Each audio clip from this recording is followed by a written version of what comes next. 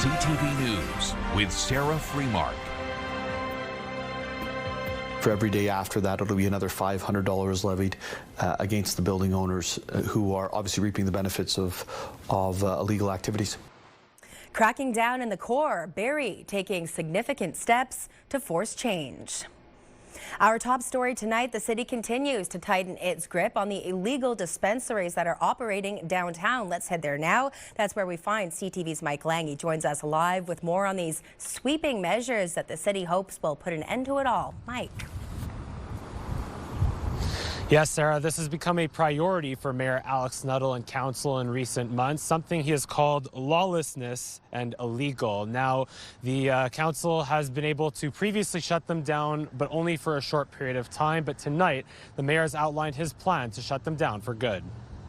Mayor Alex Nuttall once again repeating that illegal businesses have no place in the city of Barrie. What we're trying to do is target the proceeds of crime and ensure that we have a downtown that doesn't allow for illegal drug activity to take place. Amendments to zoning bylaws have taken effect to tackle illegal drug dispensaries. It allows us to go that one step further to include the building owners that are receiving proceeds of crime from those businesses that are acting illegally. The city says first notices of violation and $3,000 fines have been handed out.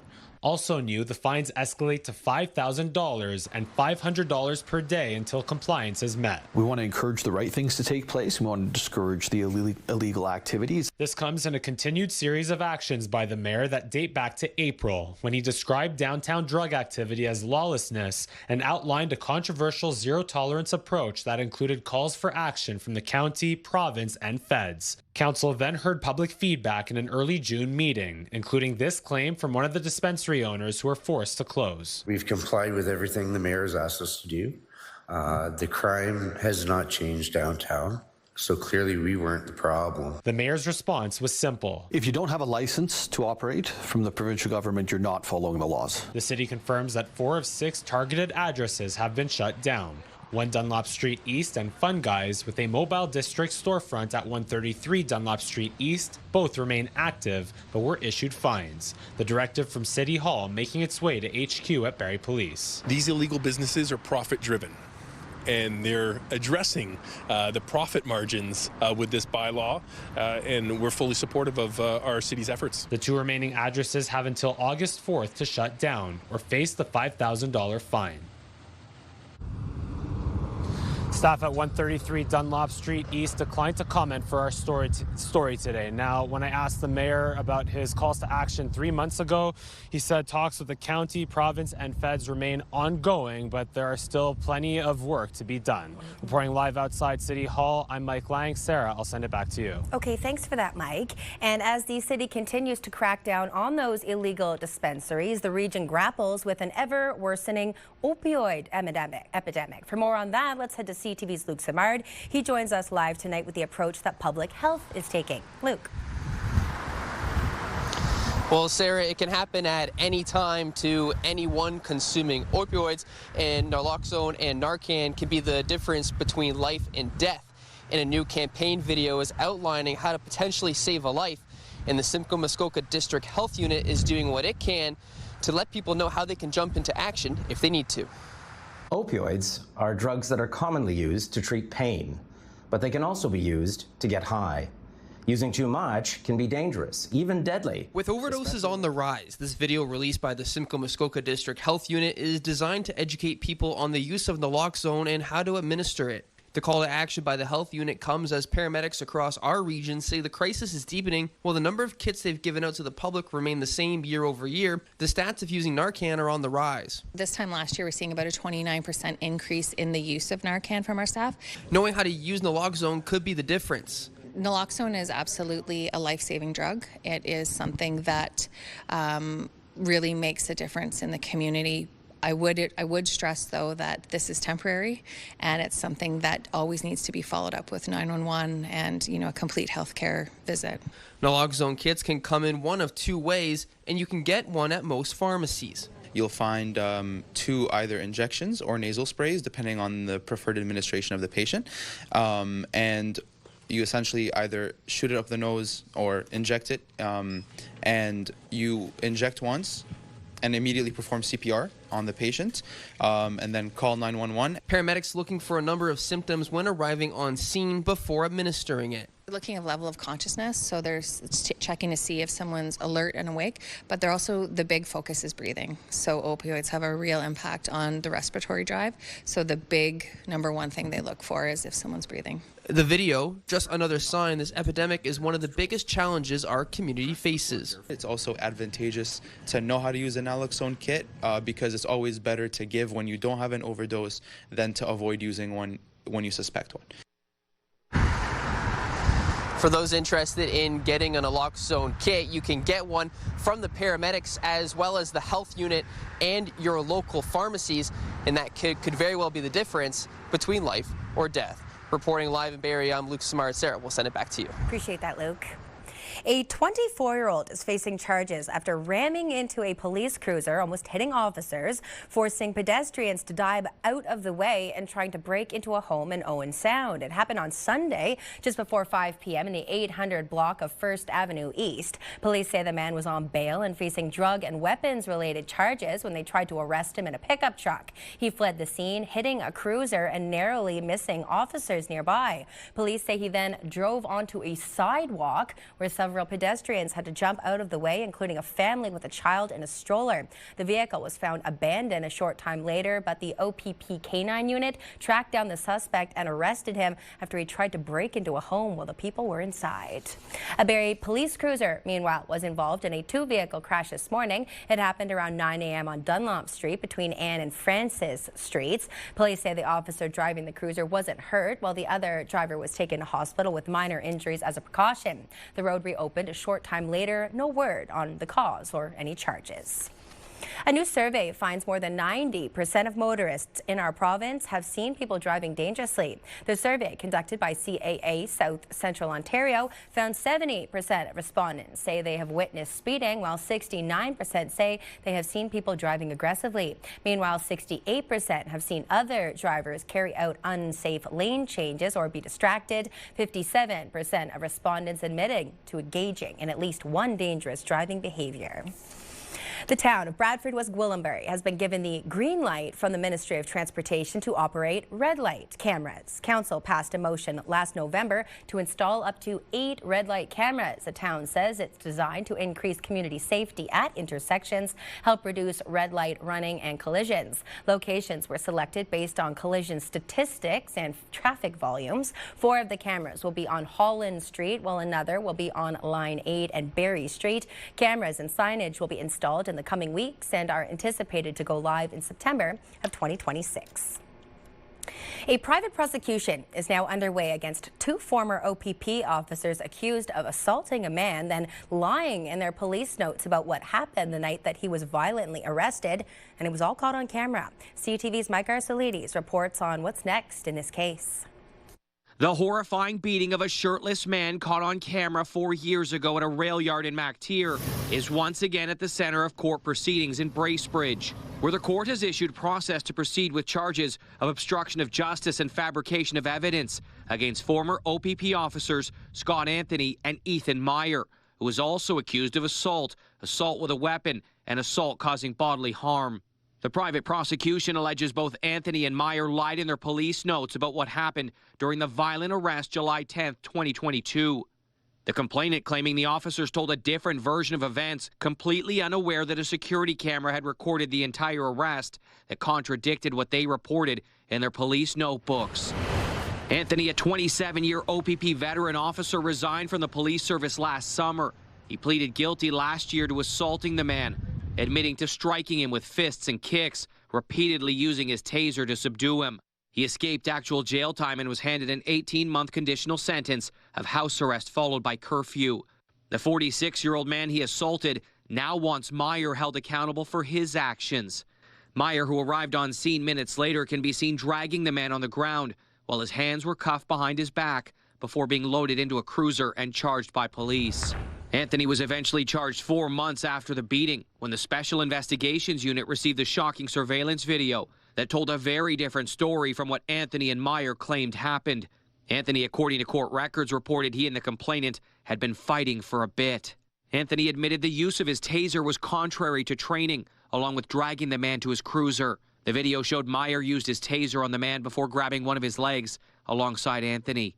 The man suffered 9 broken ribs, a punctured and deflated lung, and injuries to his arms, legs, and head during the arrest, with visible boot marks to his side. Meyer left the OPP in the midst of the SIU investigation while still in probationary status. He later joined the Anishinaabe-Oski Police Service in Northern Ontario. During his sentencing hearing, Anthony said he struggled with PTSD at the time of the call and was mentally unfit to serve as a police officer. During the hearing, the complainant told the court the assault left him with debilitating injuries, lingering concussion symptoms, depression, and nightmares that continue to haunt him. The accused are scheduled to make their first appearance in a Bracebridge courtroom in September. These latest allegations against them have not been tested in court.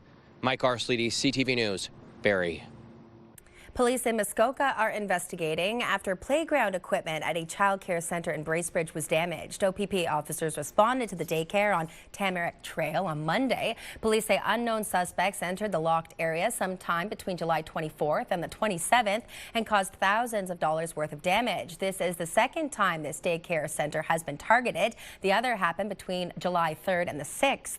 Anyone with information is asked to contact police. And oh boy, an intense storm rolled through Simcoe County and Muskoka last night, lighting up the night sky and bringing with it plenty of rain.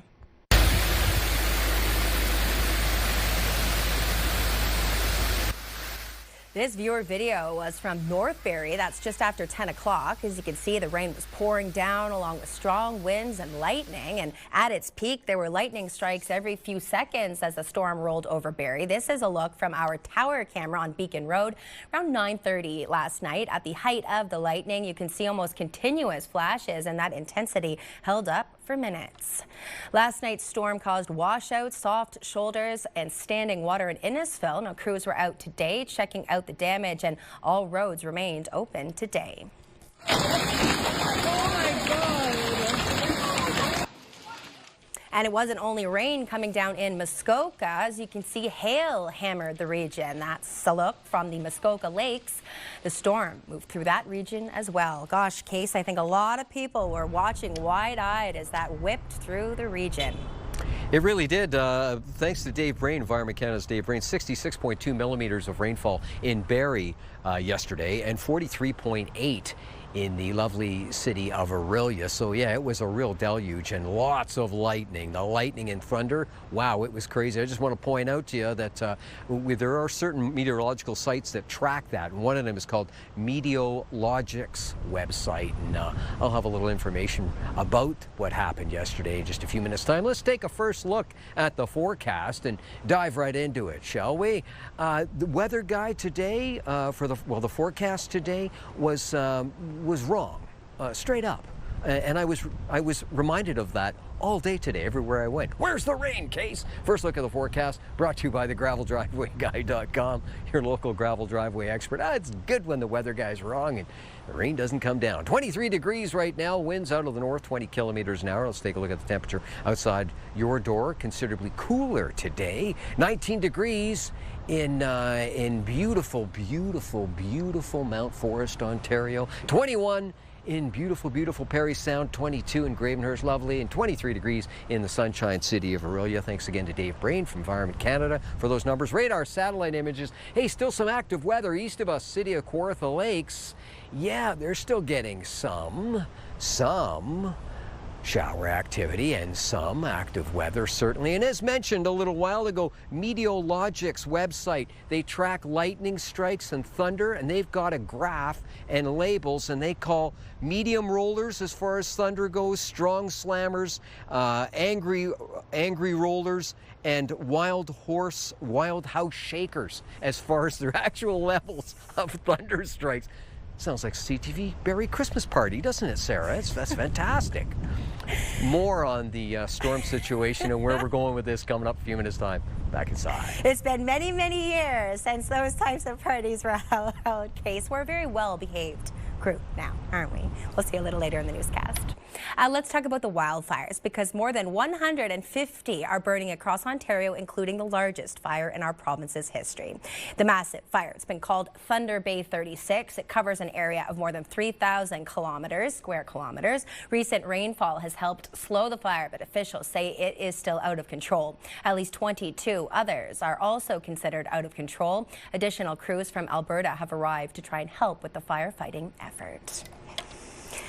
Well, this reads like a movie script, but it's very real, and it's happening in a region west of Toronto. Extortion, organized crime, and the international drug trade flourishing, along with gun violence, which has nearly doubled in a year. CTV's Adrian Gabriel brings us more on the plan from police.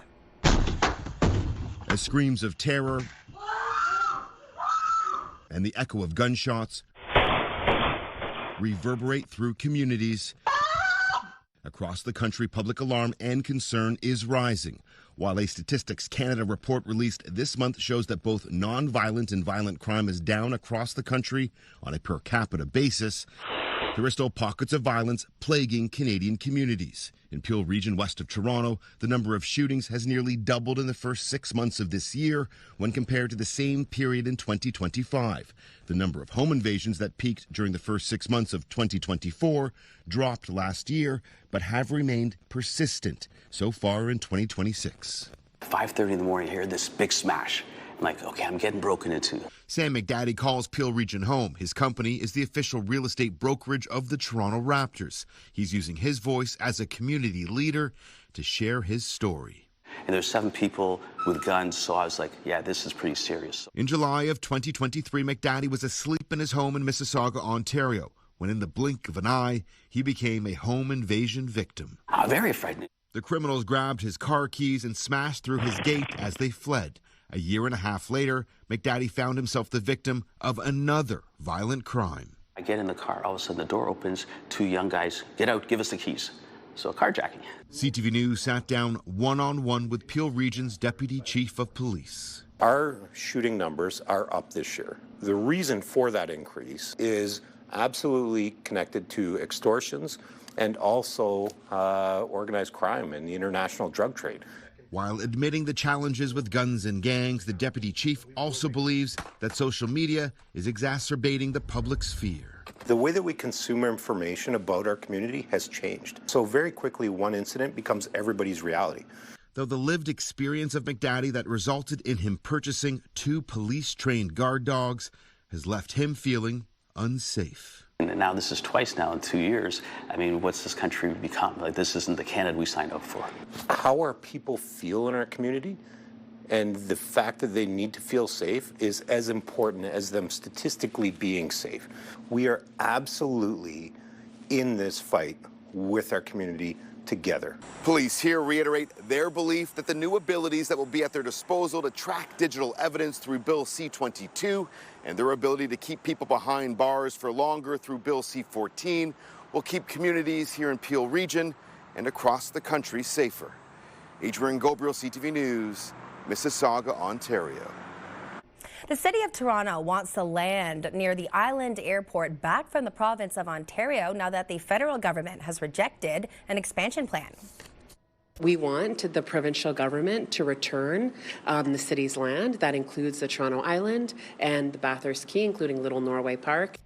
The Ontario government passed a bill to take over that land as part of its plan to expand Billy Bishop Airport. Well, last Friday, Ottawa put a stop to the expansion, citing overwhelming public opposition. Toronto Mayor Olivia Chow filed a motion to City Council calling on the province to repeal the legislation. The province shows no signs it will let the land go and is still hoping to move forward with the expansion. Flight attendants at WestJet could walk off the job as early as Sunday if they can't reach a new deal on contract demands. The union, representing 4,400 cabin crew members, says its main sticking points include what it alleges is unpaid work. WestJet says it is offering customers planning to fly between July 30th and August 4th a chance to make one-time changes to their bookings without fees. The airline says talks with the union continue to progress, and it's optimistic that it can reach an agreement. Seeds of hope have blossomed into robust gardens at Perkins Field Park, and it's part of a new approach to keep older adults in touch with their care partners. Did you get this one? Marie, did you get that one? What was that one? Southernwood. Southernwood? These programs so far have been so amazing for my own family. I can speak to it as it's an opportunity to meet new people, talk to others in similar situations. We're able to see that there are different hobbies and activities out there that we can do together. The pilot program is organized by the North Simcoe Muskoka Specialized Geriatric Services in partnership with Tiny Township and Waypoint. This is the first year. It's an opportunity for the elderly to step out of their home routines into nature to socialize with others, and the 8-week program expands care partner respite options right across our region. The size of these radishes. I know. These are huge. There are many people who are isolated in Tiny Township and have, limited opportunities to get outside. So this creates the perfect venue to get out. Everyone loves to be out in nature. So really, it could be bowling, it could be card making, but it's nature. It's a nature-oriented program for them. It's about communities coming together, working together for a common goal. And the nice thing is, with everything that's grown, it's also being donated to the Georgian Bay Food Network. The North Simcoe Muskoka Specialized Geriatric Services Program supports older adults living with frailty and/or complexity across the region and their care partners. Coming up next here on CTV Barrie, summer is in full swing and the entire region wants to make sure that children get out and enjoy. We'll let you know where you can find this summer fun trailer filled with free nature-based games. Plus, artistic inspiration is rolling through Midland this summer, why a local art school wanted to offer the free programming for youngsters. Stay with us. Details on the other side of the break.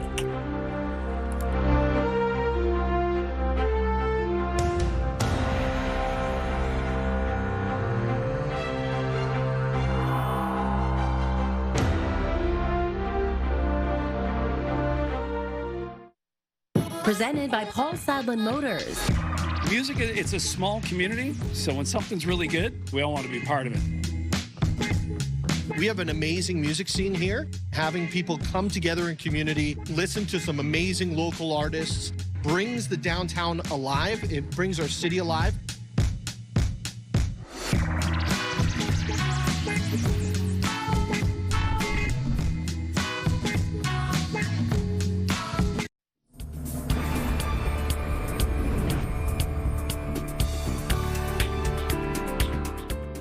First up, as we take a look around the region, creativity on wheels. That might be your first reaction to the Quest Art School and Gallery's new way of bringing the power of art to young minds. He likes to make bubbles. He's so quiet. That's why I call him Mr. Bubbles. It is called the Art Cart, a modified bicycle that brings interesting artistic ideas and possibilities to parks, businesses, and just about anywhere in Midland, and it's all free. But this way it gets them away from the screens and it gets them into creativity. So we're pretty much bringing art to the streets. And what it does is it exposes them to the possibility of doing art in our summer art camps. Look for the Quest Art Cart around Midland all summer long. And speaking of getting kids off technology and outside, of course it can be hard, but the city of Barrie is offering a unique and immersive learning experience this summer. And then you put this. Ready? Here you go. Oh, it's great that they're offering so many activities throughout the summer to keep kids busy. Nature Play Days and the Summer Fun Trailer will be at city parks throughout the summer. It offers free nature-based games and activities for kids and families. Plus, the Summer Fun Trailer has all sorts of equipment for different activities. What if you draw a picture? Watch. You have to guess what it is. Ready? Youth and adults can come and hang on it as a family, try activities they've never tried before, spend some time together. They don't need to stress or worry about anything financially, and it's just a great time in the sun. The next Nature Play Day and Summer Fun Trailer Stop will be on Thursday at St. Vincent Park from 10 a.m. until 2 p.m. Finally, this local group knows how to spin a yarn, but they do a lot more than just stitch. This is what we call ourselves, the nitwits.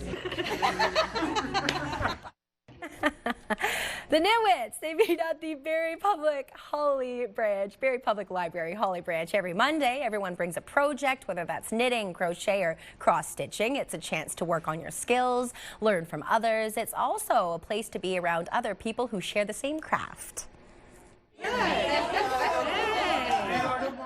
I had retired and needed a way to make friends and socialize, and I heard about this group. At first it was like a whole bunch of old fogies, but it's turned out to be a whole bunch of very nice women. We've laughed together, we've cried together, we've road tripped together, we've gone for coffee together, and we've brought our knitting when we go for coffee. If that sounds like something you'd like to be a part of, the group says they're always looking for new people to drop by and check it out. Again, that's Barrie Public Library, Holly Branch. If you would like to, hey, maybe you'd like to read more about it. Perfect. There's our website. Not only can you rewatch, but you can read more detail about these stories on our site, ctvnews.ca/Barrie, or scan that QR code on your screen. Still to come, Canadian country star Brett Kissel is set to take the stage ahead of the Jonas Brothers at the upcoming Boots and Hearts Music Festival. Now, he spoke with us and shared the one thing that will be the same when he returns to the Burrells Creek stage after 12 years. That's in just a few moments, but right now let's head outside. Case is in Bob's Garden. Did you know that the lovely city of Windsor is the lightning capital of Canada? The one area tonight in our region that could receive a lightning strike and a thunderstorm. All that coming up in just a few minutes' time. Our weather watcher artiste, why, have a look. Liam says this is how I jumped last night during the thunder strike. You should have seen how high my dad jumped. You're watching CTV News Barrie. Hi, we're Martin and Steph from Bounce 104.1. And this week on the show, we're giving away tickets to see Letterkenny live at Casino-Rama Resort. And we have a whole week of Guns N' Roses tickets giveaways. Yeah, so make sure you tune in Monday to Friday from 5:30 to 10 for your chance to win. Picture this, brought to you by Bounce 104.1 and Pure Country 106.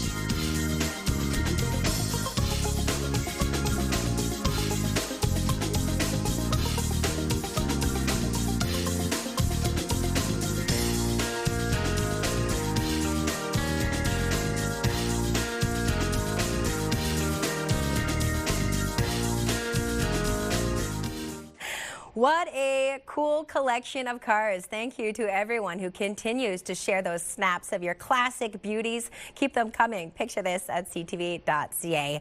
Now, Case, today, July 28th, is National Milk Day. And I have to say, when I was home last week, my brother must go through nearly a liter of milk a day. Well, they're in the bags. My family still buys the bags. But one of those a day. Is your young lad, well, not that my brother is particularly young anymore, but is your young lad like that? Oh, yeah. Yeah, he loves good milking, absolutely, yes. Good milking. He loves a good milking. He loves the milk. I like it occasionally, too. Why not? It's fantastic. It truly is. Let's talk about a fantastic forecast, too. Fantastic day. Well, compared to what the weather guy said it was supposed to be, yeah, we'll take it. Anytime the weather guy's wrong and it's this nice out, good move. I'll take the blame. Thank you very much. Let's talk about the forecast, and I'm hoping right about this. Here we go. Let's look at the temperature outside your door. We're not going to factor in much of, well, the Humidex not really make much of a factor until you get over to the Gravenhurst area, where it looks like about 5-degree difference. 26 is what it feels like with the Humidex. Looks like 28 degrees in Orillia is what it feels like with the Humidex, and call it 26 degrees with the Humidex in Newmarket right now. This, ladies and gentlemen, is the almanac. It looks like 24 and 19, the high, the low, a record 33.5. This time last year, on this date, it was a sweaty one. It was indeed. 7.2 going back 1955 for record low. Sunrise, sunset, 14 hours, 44 minutes of daylight. Say, would you roll that forecast radar? And as you can see, we still have some active weather. City of Kawartha Lakes out in the Haliburton region, too. The only area in our region that could see some thunderstorms and lightning this evening. The only area as per Environment Canada. Let's talk about the forecast, ladies and gentlemen. Southern tip of Georgian Bay, Lake Simcoe, overnight settling in. 16, 17, 18, 19, okay, 16, 19, that's all that's there. Partly cloudy skies. There's a slight chance of a passing shower, ever so slight. For tomorrow, How about 24, 25 degrees, shift in winds, northwest winds? Is there a chance we could get a little local smoke? Yes, there is. Mainly sunny skies, though, is what we're calling for at this point. This is Orangeville, Bradford, Georgina, Newmarket, Richmond Hill. Overnight, mainly cloudy skies. Slight chance of a passing shower, a little bit of rain, not much, if at all. And 23, 25, 26 in Richmond Hill. Sunny skies for the most part, mainly sunny just about everywhere else. Sunny skies in the Orangeville area and mainly sunny just about everywhere else. Parry Sound, Huntsville, Bracebridge, Gravenhurst, Halliburton. And as mentioned, Halliburton's the only area in our region could see a thunderstorm this evening. Slight chance of a shower everywhere else. Settling in 15, 16 degrees, 18 in Halliburton. And then for tomorrow, sunny skies, 24, 25, 23 in Halliburton.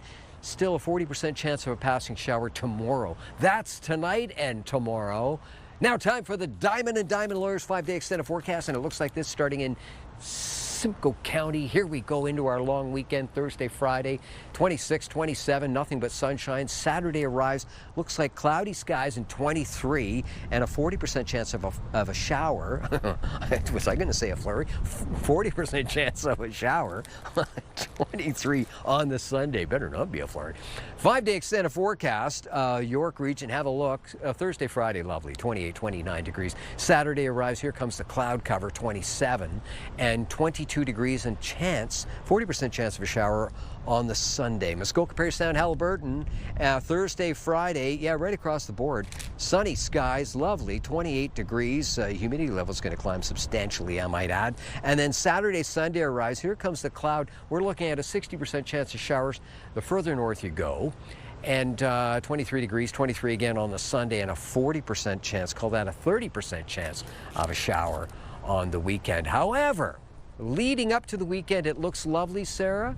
I know many people are heading north, and we're just hoping that we get a little bit of sunshine on the weekend back inside. Absolutely, especially because Kempenfest will be this weekend. We'll have more on that in the days to come. But right now, it is a summer of lively outdoor concerts, and the countdown is on for Boots and Hearts. Brett Kissel returns to the region, hot off his fan-favorite performance to wrap up our Troubadour Festival Summer Concert Series last September. Now, he's no stranger to the Boots and Hearts stage, but when we spoke with him, he shared it's been 12 years, and fans can only expect one thing to be the same. It's really, really cool that you fast forward all this time and there's just nothing similar other than I'm probably still going to wear the same cowboy hat. You know, it's been a part of, me and my lifestyle for a long time. That would be the only thing. I had 2 songs out, one called Started With a Song and one called 3, 2, 1. Those are the only songs I had out when I played last time. And now since then, we've had like 25 or 26 songs that have gone top 10. Since. So we have this amazing set list and all this great music that we're going to play. And also, I was a rookie back then. I didn't know how to entertain a crowd. You know, that was the biggest crowd I ever played for. And now, you fast forward all this time and I feel like a seasoned veteran. And it's going to be great to play right before the Jonas Brothers and to whip the crowd into a frenzy on a Friday night. Like, there's nothing better. And Brett shared much more than that. You can watch the rest of that interview on the CTV Barrie website. The Boots and Hearts Music Festival runs August 7th to the 9th at Burles Creek. Another popular event next week is the Boots and Hearts Barn Burner charity hockey game. But if you are hoping to get a ticket, you better act fast. As of this afternoon, there were only 30 tickets left for the game at the Sadlin Arena on August 6th. The game will feature Toronto Maple Leafs forward John Tavares, 2-time Stanley Cup champion Aaron Ekblad, and former Barrie Colt, the former Stanley Cup champion is Aaron Ekblad, plus former Barrie Colt Kayshawn Aitchison. PWH star Jesse Eldridge and other women's hockey players will also be playing. Money raised will support the Royal Victoria Regional Health Centre, the John Tavares Foundation, Pi Education, Rotary, and more. Still to come, shopping online or in person. We'll take a look at how parents are planning to get their back-to-school supplies this year. Plus, we'll recap tonight's top stories. Please do stay with us.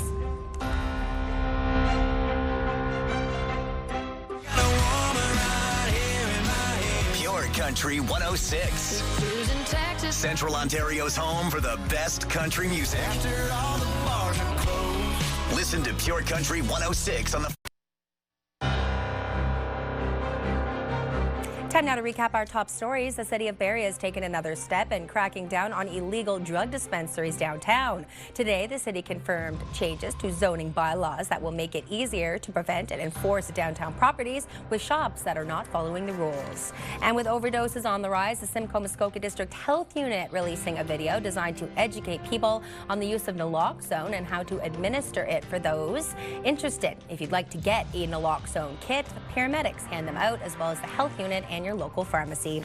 And a private prosecution is underway against two former OPP officers, Scott Anthony, who's charged of obstruction of justice and fabrication of evidence, and Ethan Meyer, who is also accused of assault with a weapon, and assault causing bodily harm. This comes after an assault on a man in MacTier 4 years ago, which was caught on camera. It is top of mind for anyone getting behind the wheel, the rising price of gas, when to fill up, and hopefully when we can expect some reprieve. Joining us now to talk about just that from Canadians for Affordable Energy is Dan McTagg. Always a pleasure, Dan. Let's begin by reflecting on the price of gas this time last year. Well, Sarah, we were paying $1.34.9 here in Barrie and many parts across southern and central Ontario. So prices at $1.79.9, $1.80 are substantially higher by as much as 45 cents a litre. And if you include the fact the federal government removed the excise tax of 10 cents plus HST, we're net about 55 cents a litre higher than we were this time last year. Nevertheless, it looks like this may be the high water mark for now. And I know this may be regurgitating, some information for people that have been following really closely, but can you explain to our viewers why we're seeing such high prices? Well, it has a lot to do with the fact that 20% of the world's global oil and petroleum supplies have been blocked off in the Straits of Hormuz. We've known that since the beginning of March. That's been almost 5 months now.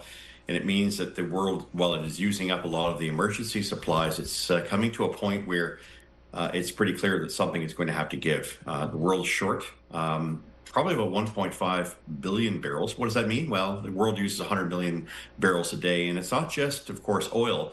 It's jet fuel, gasoline, and diesel. And so while we've seen oil drop down a little bit, remember it started at about $67 when the war started, went as high as 110, 115, has now come back to about 80.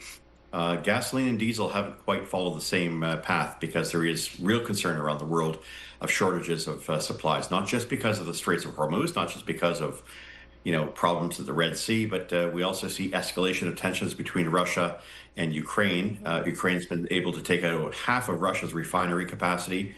Russia represented 7 to 10% of all the world's diesel and gasoline. It's not producing that anymore. And so there's a real strain in supply, and it's slowly but surely inching our way. Finally, Dan, I think the question that most people are waiting for you to answer, when is the best time to fill up the gas tank, and how do we make it stretch? Well, it's Tuesday today. Don't fill up today and don't fill up tomorrow. Wait till Thursday. I can tell you here in Barrie, Huronia, and everywhere else, we're going to see prices drop net 3 to 4 cents a litre tomorrow. So a lot of stations will start off at 176.9 tomorrow morning.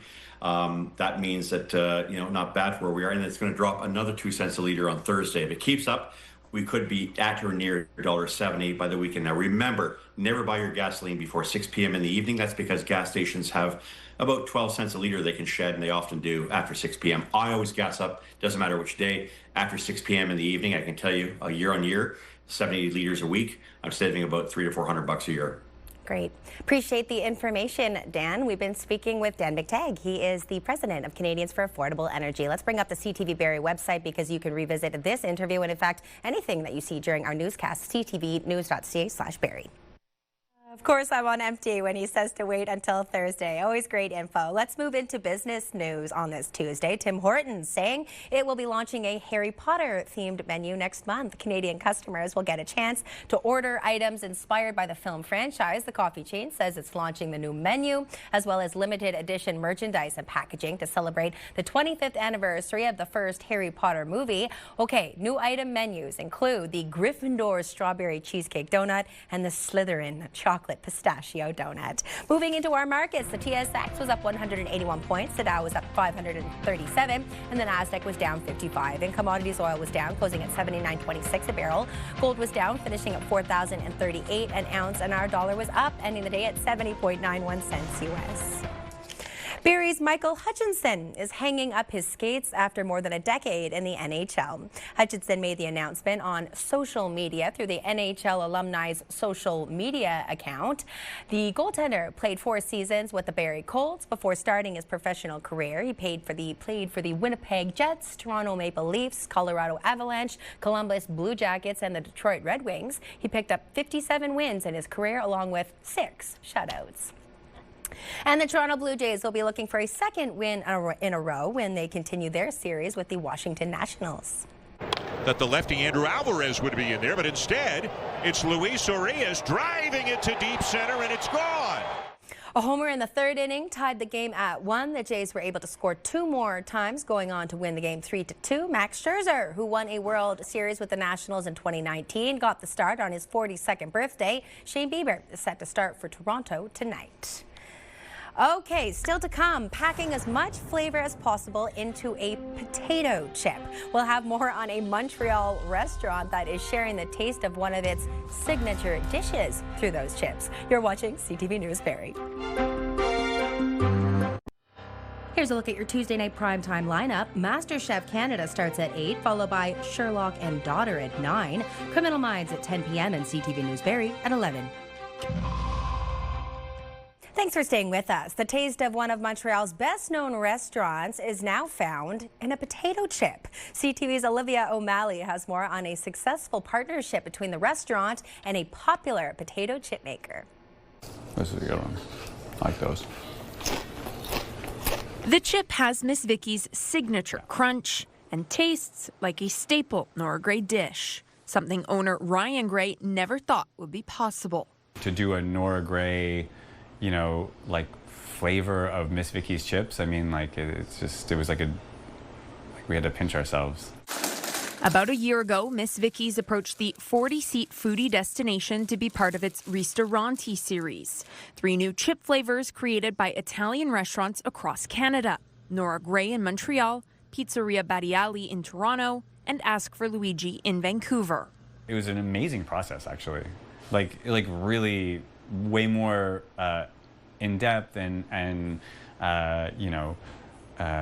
scientific than you'd expect. The 15-year-old restaurant's menu changes with each season, but they ended up going with the flavor from a plate they've served since the start.